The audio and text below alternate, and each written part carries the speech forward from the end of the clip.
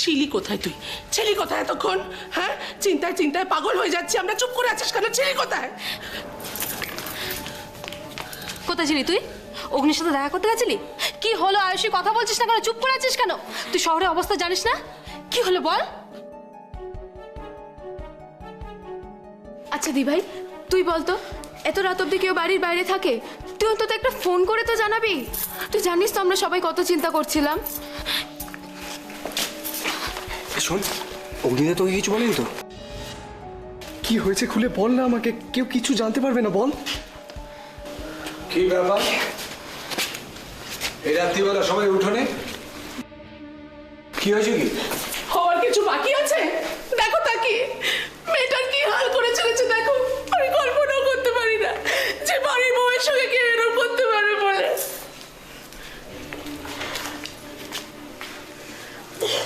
কি হয়েছে দিদি ভাই, বলো আমাকে।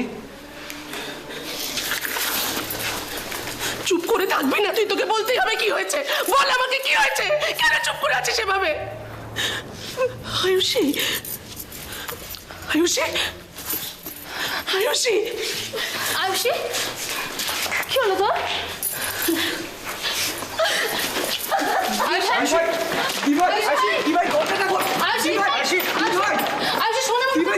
আয়ুষী, দি ভাই দরজা খোল। জয়ী ওকে যেতে দে, বাবা, আয়ুষী, ওকে একটু একা থাকতে দে। জয়ী, তুমি এ কথা বলছো বাবা? বলছি। মুখের দিকে ভালো করে তাকিয়ে দেখেছিস কতটা আঘাত পেয়েছে মেয়েটা? ভেতর থেকে একেবারে ক্ষয়ে গেছে। আর কত সইবে, কত সইবে ও? ওইটুকু একটা মেয়ে কত কষ্ট সহ্য করতে পারে? একটা কিছু করো দোহাই তোমার ঠাকুর, একটা কিছু করো মা। মেয়েটাকে রক্ষে করো মা, রক্ষে করো মেয়েটাকে।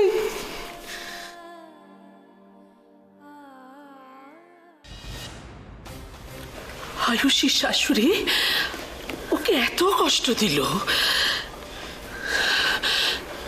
তার কোনো শাস্তি হবে না?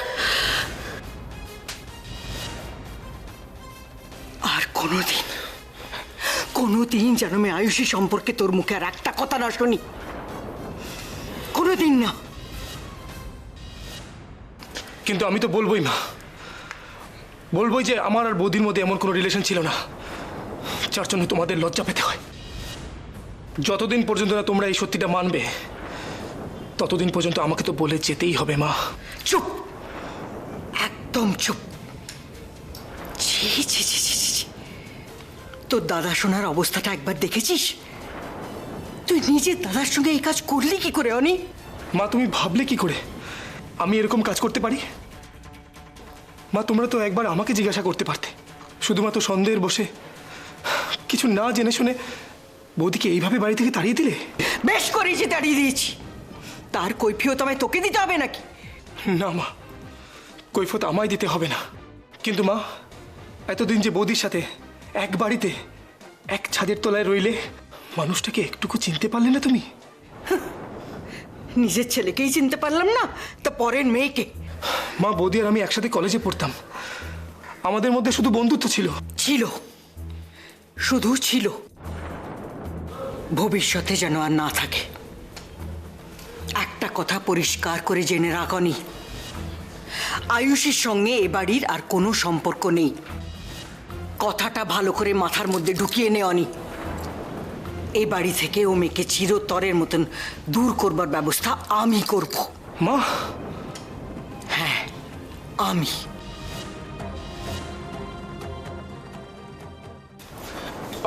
আরে হে দিদিমা এসে গেছো। দিদি ভাই তুমি বসো, তুমি আগে এখানে বসো। আরে অজুই, আরে দিদি ভাই একটু চা দে সকালবেলা। চা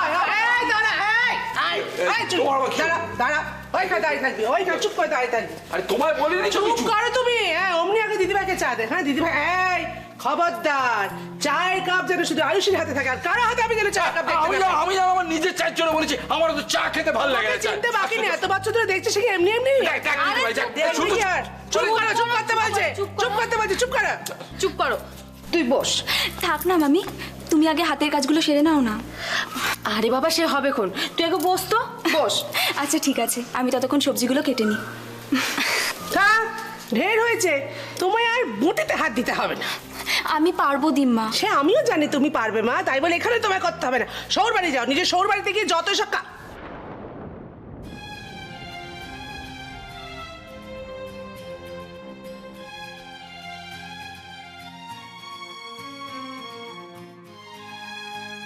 কেন খাচ্ছিস? হ্যাঁ, খাচ্ছিস কেন? সকাল থেকে দিব্যি ছিলি হাসি খুশি, আর এখন এরকম হঠাৎ করে কাল থেকে কি হয়েছে খুলে বলছিস না? কি আশ্চর্য, মানে কি তুমি কি শুরু করলে? মানে সকালবেলা সব কান্নাকাটি ভালো লাগে। ও দিদি ভাই কান্নাকাটি করতে নেই দিদি ভাই, কেঁদো না মা, কেঁদো না।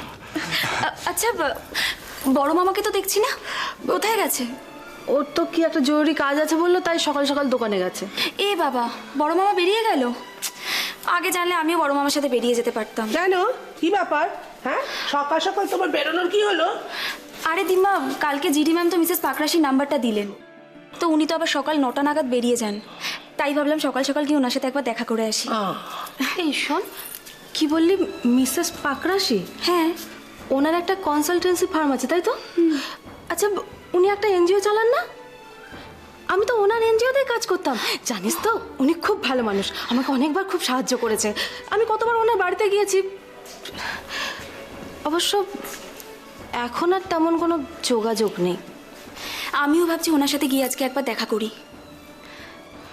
আসলে এই মুহূর্তে আমার একটা চাকরির খুব প্রয়োজন মামি, একটা ইনভলভমেন্ট দরকার, কিছু টাকা পয়সারও দরকার। এই চাকরিটা পেয়ে গেলে আমার খুব ভালো হতো জানো মামি,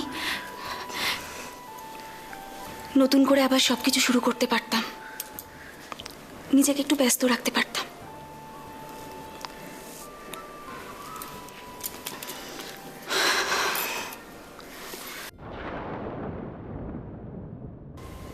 অনুশ্রী, দিদি ভাই, আরে এসো এসো এসো অনুশ্রী। মা দেখো কে এসেছে। এতদিনে আমাদের কথা মনে পড়লো নাকি বৌদির সাথে দেখা করতে এসেছো আর আমরা খাও? না মামি। কে রে? কার কথা বলছিস কি? ও মাই, কাকে দেখছি আমি সকাল সকাল? হ্যাঁ, আয়দা আবার ঘরের মধ্যে খবরের কাগজ এসে দিয়েছে। হ্যাঁ গা, বাইরে এসো। এই দেখো এইদিকে এসে দেখো কি এসছে। কি কাণ্ড, সকালবেলা দেখছি আমার কি ভালো লাগছে মুখখানা দেখে। কেমন আছে? হয়েছে প্রণাম করতে হবে না। সব ভালো তো? হ্যাঁ, এদিকে সব এই শোনা, এদিকে খবরের কাগজটা রাখো না, মিষ্টি নিয়ে এসো। ও না, ঠিক আছে, মিষ্টি তো আমার খুব মন বলছে জানো, বিয়ান বোধহয় মেয়েকে পাঠিয়েছেন দিদিভাইকে সঙ্গে করে একেবারে নিয়ে যাওয়ার জন্যে। তাই?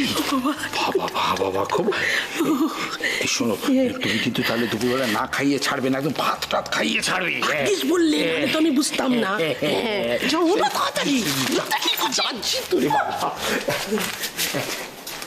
মা, তুমি কিন্তু দুপুরবেলা আমাদের বাড়িতে গিয়ে খেয়ে যাবে, কেমন? হ্যাঁ, আমি আসছি, এক্ষুনি ঘুরে আসছি। কেমন আছো দিদি ভাই? আচ্ছা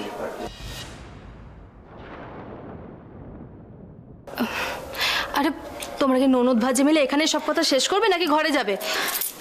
এসো তো, ঘরে চল চল।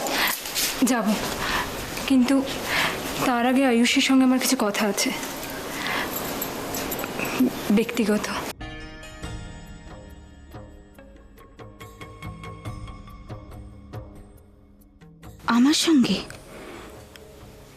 আমার সঙ্গে কি বলতে এসেছে দিদি ভাই? সে কি রে মা, এ শনির নজর লাগলো নাকি? দিব্যি তো বৃহস্পতি তুঙ্গে ছিল। আরে কাল আয়ুষীকে আটকানোর জন্য এত ওভার অ্যাক্টিং করে ফেললাম না, মানে পালাটা আবার ঝুলিয়ে দিবি না তো মা? তোমাকে কি বলবো, আমি তো তোমার সঙ্গে কথাই বলতে পারলাম না কাল। ডাক্তার কি না কি বলে গেছে, ব্যাস তারপর থেকে পুরো ভিআইপি ট্রিটমেন্ট শুরু হয়ে গেছে আমার। কেউ তো মাটিতে পাই ফেলতে দিচ্ছে না, আর সুজন সে তো আমাকে চোখে হারাচ্ছে। এ তো পালে একেবারে জমে ক্ষীর হয়ে গেছে। যাকে মা, এদের সাথে মায়ার বাঁধনে বেশি না জড়ানোই ভালো, বুঝলি? রিস্ক হয়ে যাবে। আর তুমি এই কথা বলছো বাবা? আমি তো জানি চন্দন রায়চৌধুরীর দড়ির উপর দিয়ে হাঁটা চিরকালের নেশা। আর আমি তোমার মেয়ে, এইটা তুমি ভুলে যেও না। তাড়াতাড়ি কর মা, যতক্ষণ না ঝোলাটা নিয়ে এখান থেকে চম্পট দিতে পারছি কাউকে বিশ্বাস নেই। হবে বাবা, হবে। আরে বাবা, একটু ধৈর্য ধরো, বুঝলে? আর জানো এদিকে কি কাণ্ড ঘটেছে? চ্যাটার্জি বাড়ির মেয়ে এই বাড়িতে এসছে আয়ুষীর সঙ্গে দেখা করতে। কি বলছিস মা? অনু গেছে ও বাড়িতে কথা বলতে? তা কি কথাবার্তা হলো, শুনতে পেলি কিছু? আরে না না, হাটের মাঝে কি জোরে জোরে কথা বলবে নাকি? কি সব আলাদা করে গুজগুজ ফুসফুস করছিল। কার সাথে উর্মিলা তো অনেক কথা বলে কে জানে। এদিকে তো বলে ওর আত্মীয় স্বজন তেমন কেউ নেই। তাহলে কি বন্ধু বান্ধব? এই বাড়িতে আমি আর কোনো অমঙ্গল হতে দেব না। এই মৈত্র বাড়িকে সব ঝড়ঝাপটা থেকে বাঁচাবো আমি। আমাকে তো ওরাই নতুন জীবন দিয়েছে, নইলে তো আমি এখনো সেই আস্থা করেই।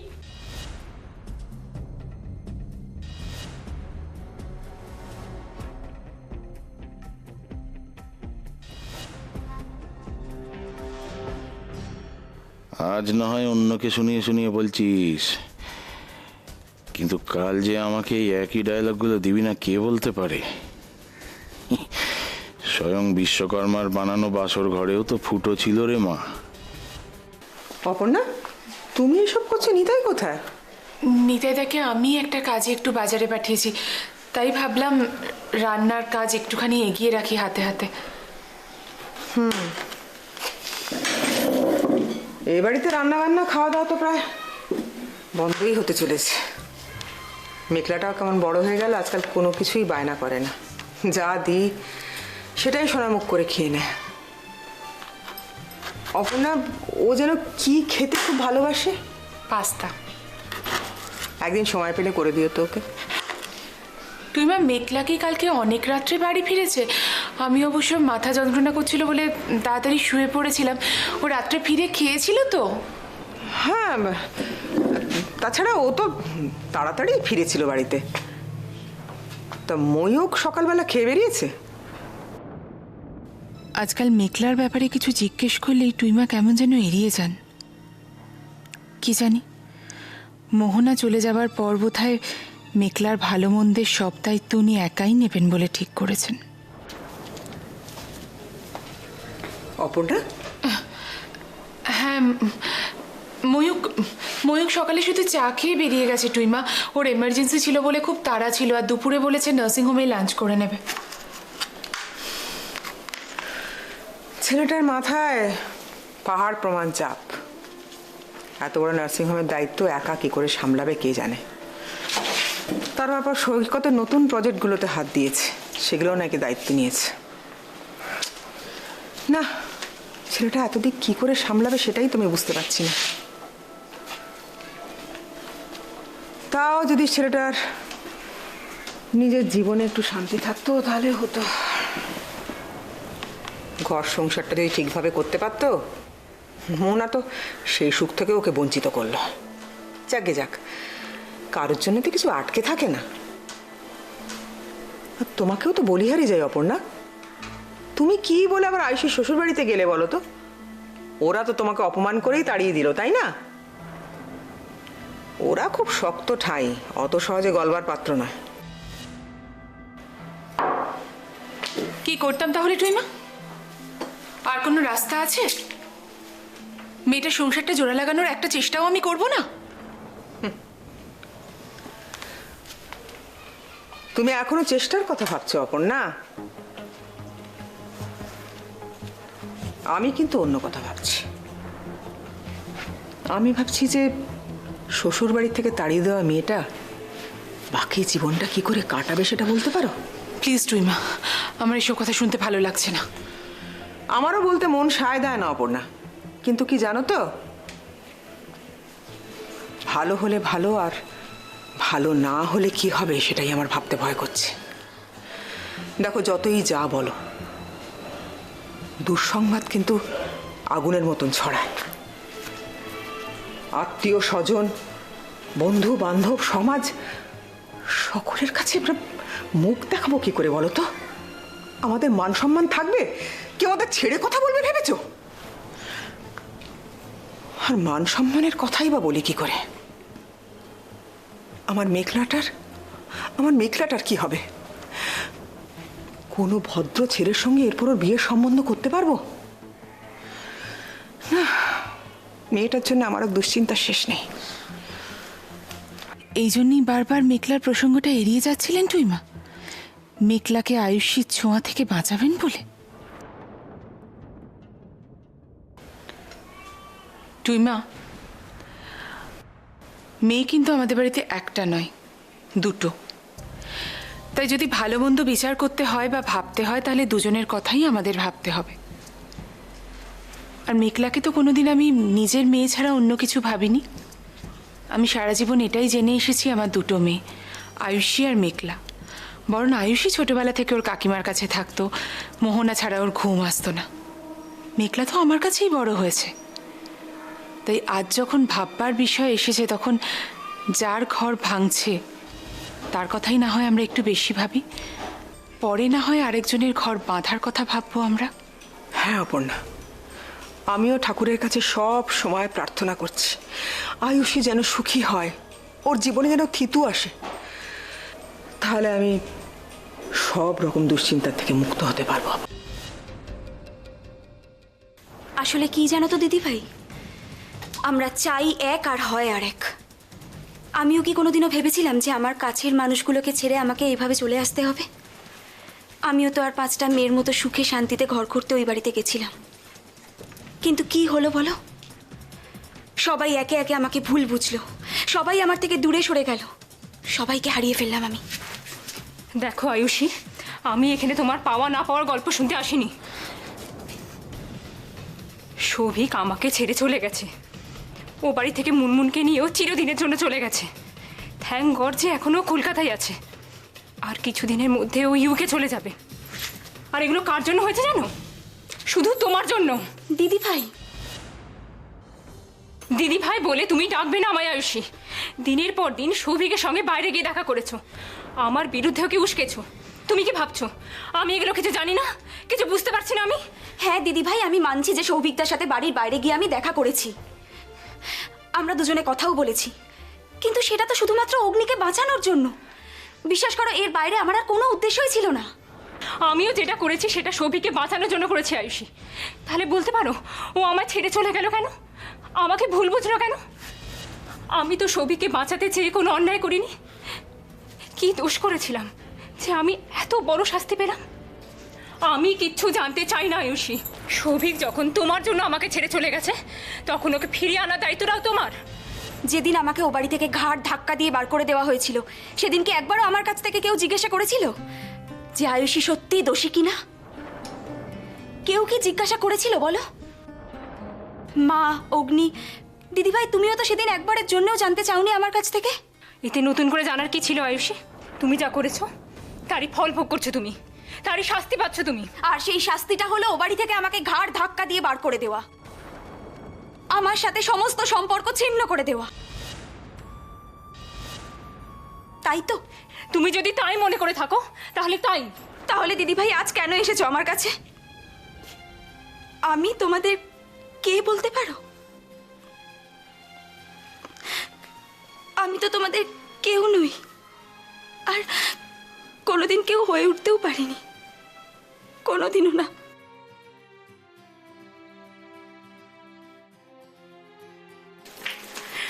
দাঁড়াও আয়ুষী,